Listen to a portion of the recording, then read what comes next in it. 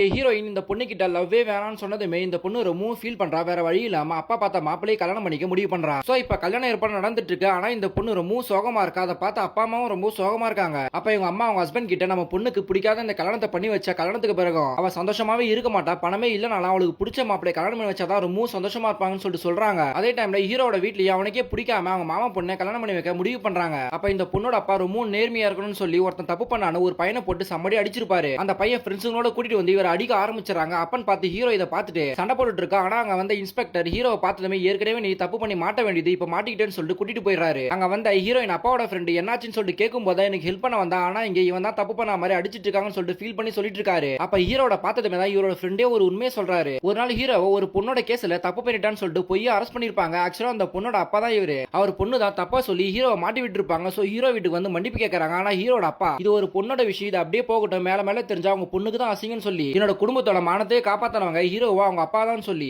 இவன் மேல கண்டிப்பா தப்பு இருக்காது, ரொம்ப நல்லவன் சொல்றாங்க. அப்பதான் இந்த இன்ஸ்பெக்டர் இருக்குமே ஹீரோ மேல தப்பு இருக்காதுன்னு சொல்லி புரிய வருது. அதே டைம்ல ஹீரோயின் அப்பா கிட்ட இந்த மாதிரி ஒரு நல்ல பையன் உன்னோட பொண்ணுக்கு கிடைக்க மாட்டான், பணத்தை பார்க்காத குணத்தை மட்டும் பாரு, அப்பதான் உன்னோட பொண்ணு ரொம்ப சந்தோஷமா இருப்பாருன்னு சொல்லிட்டு சொல்றாரு. அதை கேட்டதுமே இவருக்கு ஹீரோ ரொம்ப பிடிக்க ஆரம்பிக்குது. ஆனா ஏற்கனவே ஹீரோ கிட்ட தனியா வந்து பேசுற விஷயம் ஒரு பொண்ணு கிட்ட தெரியக்கூடாதுன்னு இவரே கூட்டிட்டு போயிட்டு பொண்ணு கிட்ட சேர்த்து வைக்கிற மாதிரி சொல்லி ஆக்டிங்க போடுறாரு. இவனுமே ஹீரோயின் கிட்ட கெஞ்சுறாங்க. ஆனா ஹீரோயினோட காலில் விழுந்தாதான் நான் மன்னிப்பேன்னு சொல்றாங்க. சோ இவனுமே எந்தவித பாகுபாடும் பார்க்காம காலில் விழுந்து கெஞ்சி அந்த பொண்ணை ஒத்துக்க வச்சிடறான். சோ இப்ப கல்யாணமும் முடியுது. அப்பதான் ஹீரோயின் ஒரு உண்மையை சொல்றாங்க. ஆக்சுவலா ஹீரோயின் அன்னைக்கு வேணாம்னு சொன்னதுமே ரொம்ப ஃபீல் பண்ணி உட்காந்துட்டு இருப்பாங்க. அப்பன்னு பார்த்து ஹீரோட ஃப்ரெண்ட்ஸுக்கு வந்து அவங்க அப்பா பேசின விஷயத்தால சொல்லியிருப்பாங்க. ஆனா அப்பாக்கு இந்த உண்மை தெரிஞ்சா ரொம்ப மனசு கஷ்டப்படுவாருன்னு சொல்லி தான் வேணும்னே உன்னை காலை விழ சொன்னு சொல்லி இவங்களுமே ஹீரோ கிட்ட ரொம்ப சாரி சொல்றாங்க. இதை கேட்ட ஹீரோ இந்த மாதிரி அப்பா பொண்ணுங்களா நான் பார்த்ததே கிடையாது, நல்ல அப்பா நல்ல பொண்ணுன்னு சொல்லி ரொம்ப கடுப்பாவறான்.